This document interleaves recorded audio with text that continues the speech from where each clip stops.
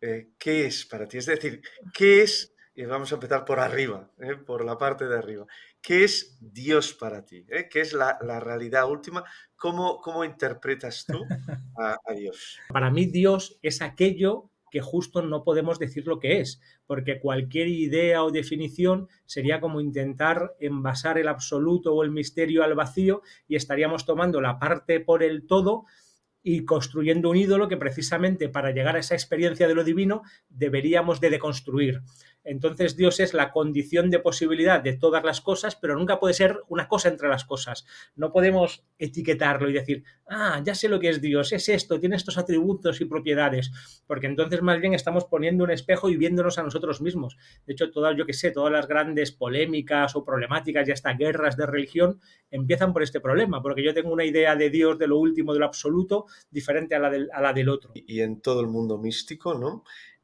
Existe un poco esta metáfora que a veces se utiliza con la conciencia y a veces con el corazón, ¿no? Que antes tú decías, ¿no? Que es mm, a medida que expando mi conciencia o a medida que conecto con el amor o con el corazón, conecto cada vez más con Dios hasta que me fusiono con Él. Y esto es un camino que ahora después hablaremos también, del camino espiritual, que es la manera de conocer a Dios desde la vivencia, y no desde una creencia, sino yo practico y a medida que practico y entro en contacto y amplío mi corazón y mi conciencia, conecto cada vez más con Dios.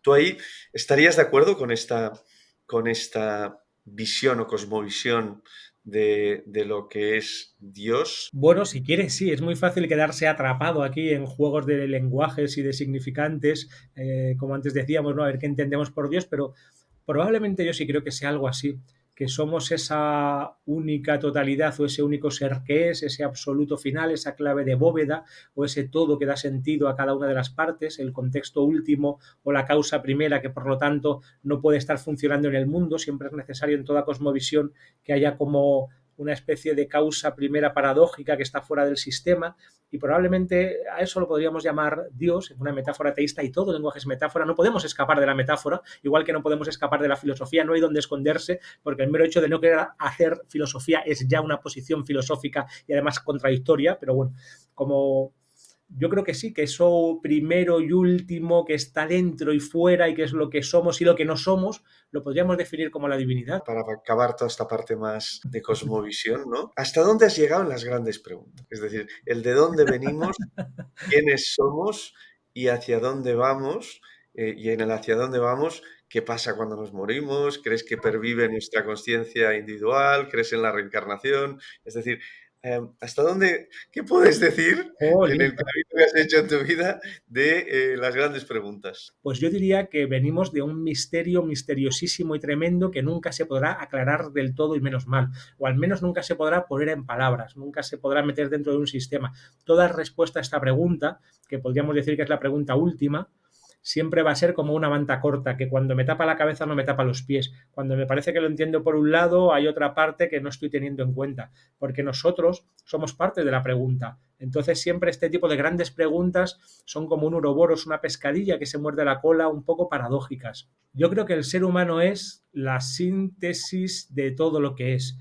Que nosotros, en cuanto que somos una conciencia cuasi abierta al infinito, y somos un ser medial entre lo grande y lo pequeño, entre adentro y afuera, entre consciente e inconsciente, pues yo creo que replicamos o recapitulamos de alguna manera todas las dimensiones de la existencia, lo que siempre se ha llamado que somos un microcosmos que refleja el macrocosmos. Y a mí me parece que eso es lo que somos como una pliegue fractal del gran fractal infinito que tiene todas las mismas propiedades que toda esa realidad. Somos un símbolo, un privilegiado del todo, o algo así. Eso diría yo que somos una parte y un todo a la vez. Y desde ahí, ¿hacia dónde vamos? Bueno, en cuanto a qué ocurre después de la muerte, yo ahí creo que se da también un fenómeno muy interesante que todo el mundo se pone, ¿no? Para las personas que tienen una cosmovisión muy materialista o muy cientificista, todo el mundo se pone muy estricto con el método científico hasta que llegamos al tema de la muerte y ahí se suspende ese juicio. Pero es que sí que hay un montón de investigación sobre experiencias cercanas a la muerte, sobre reencarnación y sobre mediumidad, que hay millones de casos ya registrados. Entonces, hay que empezar a hacer caso a este tipo de investigación. Y las explicaciones alternativas son muy pobres y siempre parciales, porque podemos decir, no, pues falta de oxígeno en el cerebro. Bueno, es que eso explicaría a lo mejor que se vea una especie de luz, pero no explicaría que sea una situación de una tremenda complejidad organizada y que además transforma toda mi vida. Yo como psicólogo sé que eso es un verdadero milagro, que nadie es capaz de cambiar hábitos bien consolidados y que una experiencia única valga como un momento de transformación total si ahí no hay algo muy auténtico y muy verdadero. Dentro de ser nuestros seres limitados, somos libres. ¿Qué podemos hacer? Está en nuestras manos. Eh, ¿Hay un camino? Somos libres y no lo somos desde el punto de vista absoluto. Todo es esa unidad en que todo está ya determinado de manera plena y total, y a la vez como criatura relativa tengo que labrarme mi propio destino y tengo una cierta libertad. De hecho, a mí me parece que todo está ajustado, ¿no? El ajuste fino del universo, en la realidad todo está perfectamente ajustado para conseguir un único efecto, y que este efecto es el de la libertad, que yo sea libre para hacer el bien o para hacerlo mal. Todo está ajustado para que el juego, entre comillas, de la vida sea ese. La pregunta que me hago, Rafa, es ¿qué es una buena práctica? ¿Qué es una buena práctica? ¿Cómo hacer una buena práctica en el camino espiritual? Porque claramente, al menos en mi experiencia, si no hay una buena práctica, uno no avanza. Y uno tiene experiencias y le pasan cosas, pero después vuelve al mismo lugar. Sí, totalmente de acuerdo con lo que has dicho, esos dos peligros, ¿no? Ni por exceso ni por defecto, siempre buscando como un equilibrio, ni quedarme unilateralmente en mi club exclusivo y exclusivista de la religión o el camino verdadero o el mejor, ni lo contrario, o único incluso en ocasiones, ¿no? La única tradición, religión verdadera, la mía. ¿Cuál es la religión verdadera? La mía, ¿no? Siempre eso. O lo contrario, ¿no? Como decir, no, todo vale, nada, no, todo y nada, ¿no? Claro, ni una cosa ni otra, ¿no? Yo creo que esto está por hacer, porque vivimos en un tiempo único y privilegiado en la que están ocurriendo cosas en el planeta que no han ocurrido nunca, para bien y para mal.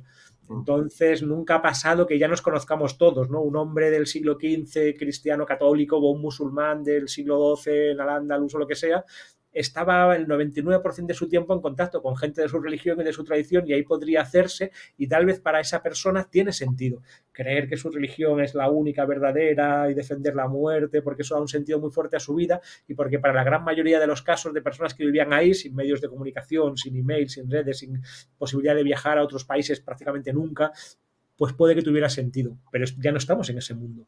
Ahora estamos en un mundo en que ya nos conocemos todos, todas las cartas están sobre la mesa. Entonces tenemos que ver qué pasa con eso, y eso está por hacer, ¿eh? Yo creo, no creo que sea una nueva religión, sino que se dará más bien como con los idiomas o algo así. Empezaremos a poder hablar el idioma de uno desde el otro, a poder hacer traducciones, pero es una cosa que está por hacer, ¿no? Entre las diferentes tradiciones, y eso a mí ahora como filósofo, si quieres, digamos, es lo que más me interesa, ¿no? ¿Qué evolución realmente has visto real de las personas? Y qué es lo que has visto que funciona y qué es lo que has visto que no funciona en la práctica? ¿Y qué podrías decir sobre la práctica, tanto la propia como la que has visto cerca tuyo, de gente que se pudiera inspirar con este camino, ¿no? Wow. Sí, mi último libro precisamente se llama Cómo ser sufí y morir en el intento, ¿no? Este es mi libro, porque hay que morir a toda identidad parcial, incluso a la de ser sufí, ¿no? Por eso yo ahora no sé si me consideraría sufí o no, porque yo más bien entiendo el sufismo como ir más allá de toda identidad parcial para caer en ese misterio en el que yo no sé ya lo que soy y lo quiero saber menos cada vez, además. Pero bueno, viendo a lo concreto, ¿no? Tu pregunta de la práctica, pues ¿cuál sería la práctica adecuada?